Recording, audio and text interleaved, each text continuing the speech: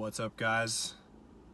Coming to you live from the car. I'm parked outside near my house here in Denver on a beautiful sunny day, and I want to come to you with a bit of wisdom that's going to help improve the quality of your day-to-day life, that's going to help you dramatically be more positive and just feel better each day.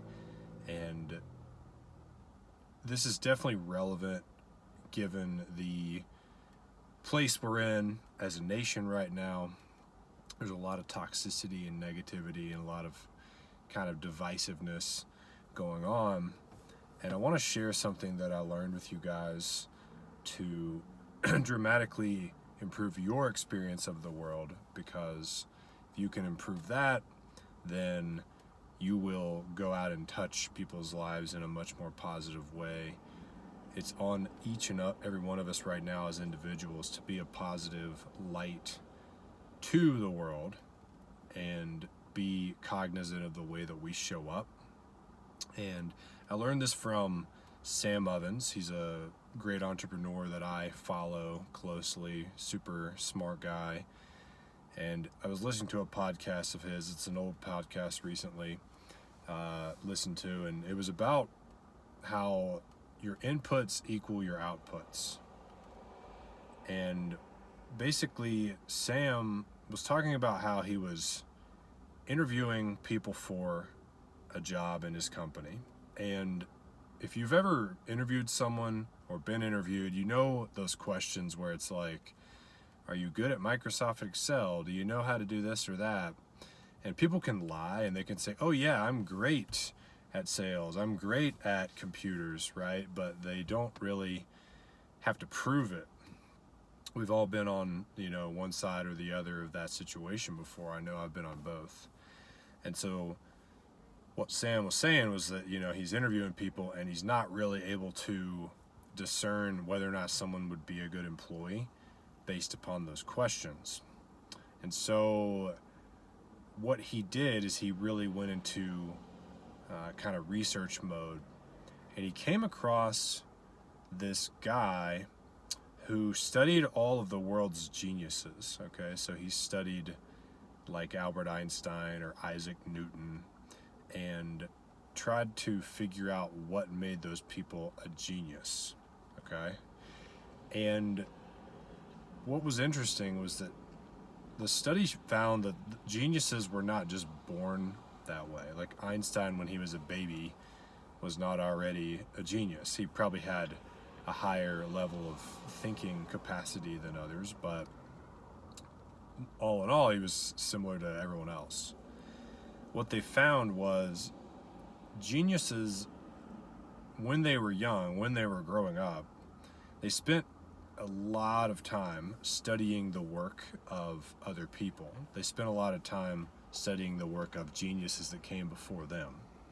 So Einstein studied a lot of Sir Isaac Newton.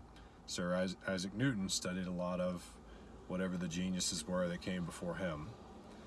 And what the researcher found was that the geniuses became that way through the different inputs that they had in their life. Okay, so through the different things that they consumed that developed their brain to be the way it ended up being.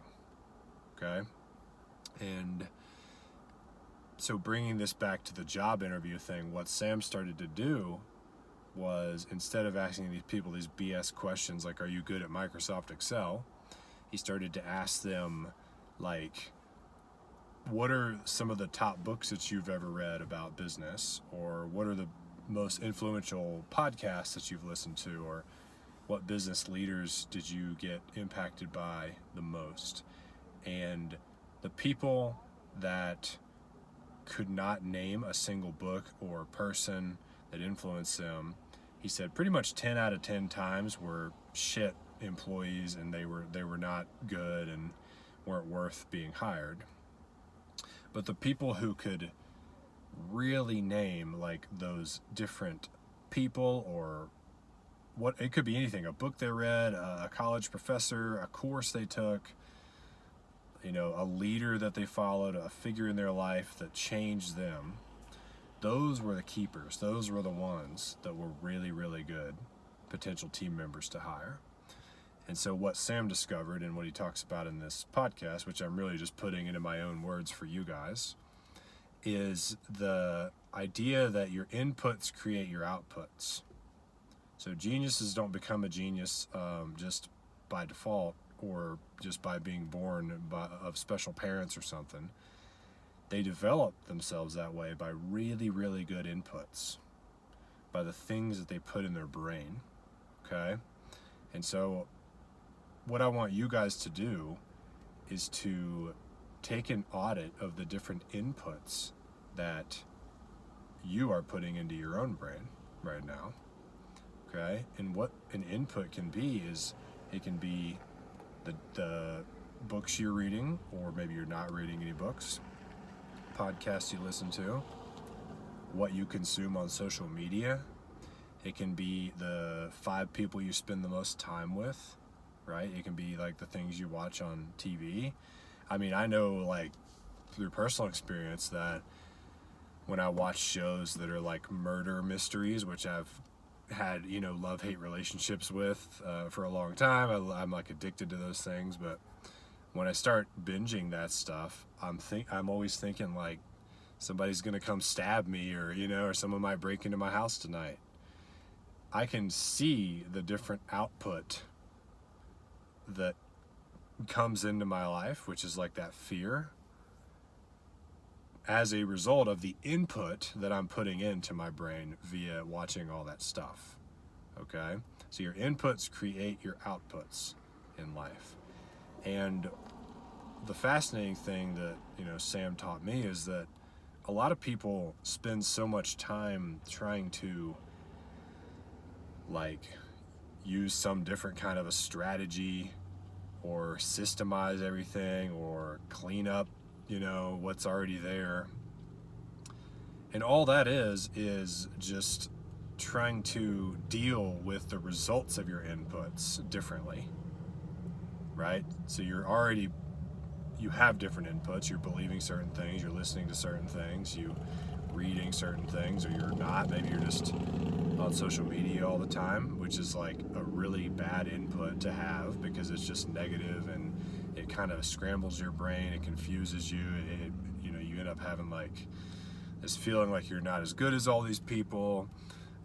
It's overall a toxic place for you to get your inputs from. It's just random consumption of social media. And I lost my train of thought a little bit on where I was going with that, but like, take an audit of your inputs, okay? Because that is what's creating your reality at the end of the day. Like, I have gone back and forth with keeping a gratitude journal, which is just simply sitting down for 5 minutes a day to write down some things that I'm really grateful for in my life. And anytime I've done that habit, like, I just generally feel a lot better throughout the day. And it's simply because I'm putting different inputs in. Different input creates different output. Garbage in, garbage out. Good stuff in, good stuff out. Okay? It's really no different than like if you eat healthy, it produces a healthy body. Once I started eating a lot of vegetables, a lot of greens, all of a sudden my health, like my health output was noticeably better. Okay? But I have not been a good steward of the other inputs in my life, right? Who am I hanging out with? Who am I listening to? What am I watching on TV? What about Netflix? What about social media? Who am I following? It's just like there's so many little ways. Like, what mentors am I connected with? And how often am I, being around them and getting good input from them?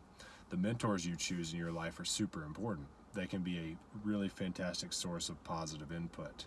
Like, I can talk to you about all the different mentors I've had and the specific things that they've helped me learn, how that impacted my life, the epiphanies it caused me to have.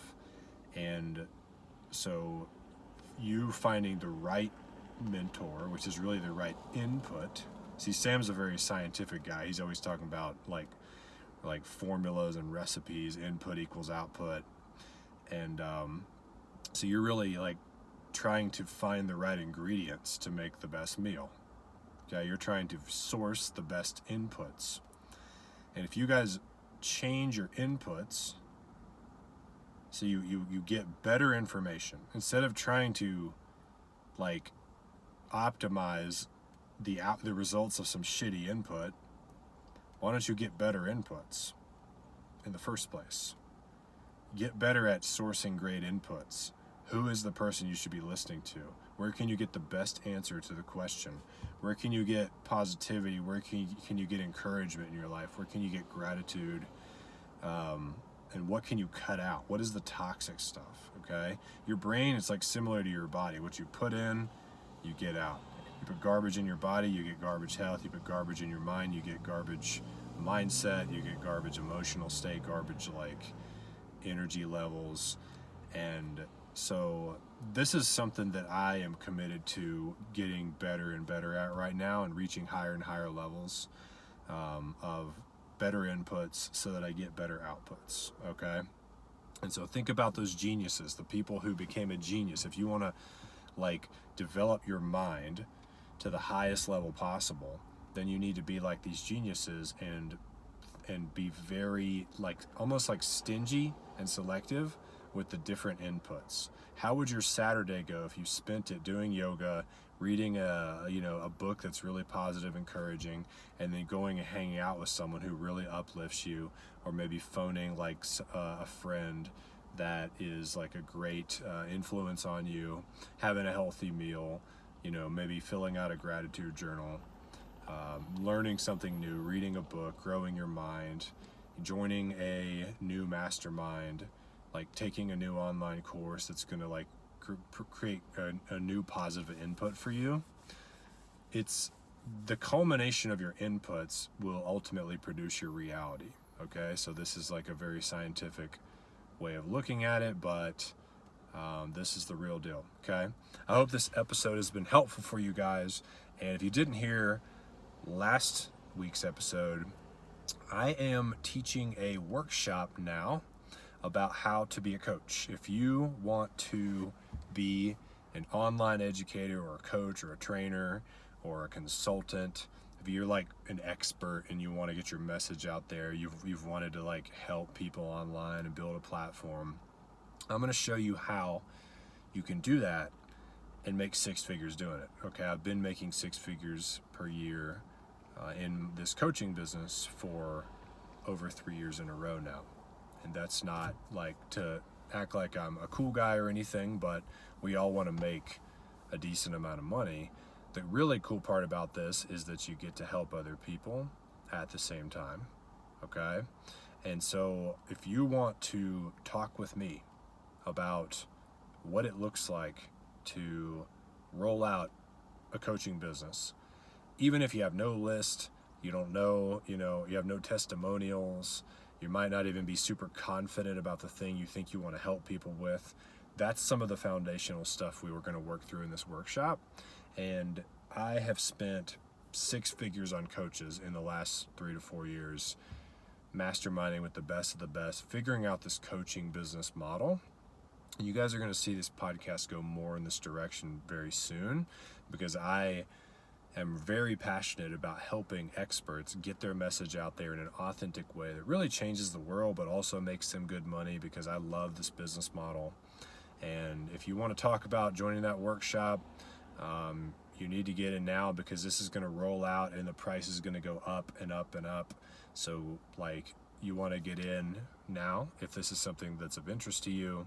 And I'll show you how to make, frankly, good money that you can then use to start investing in rental properties, because that's the best like combination, to have an entrepreneurial business that changes the world and makes good money and you love, and then you put the money into real estate, because it's not about how much money you make, it's about how much money you keep, guys. Really important lesson to learn. So you need to learn how to invest money. And so I will show you how to do that whole package. message me if you want to talk about this. I'm going to put my link to my Facebook Messenger down below. And hope you guys enjoyed that. I will see you soon. Peace.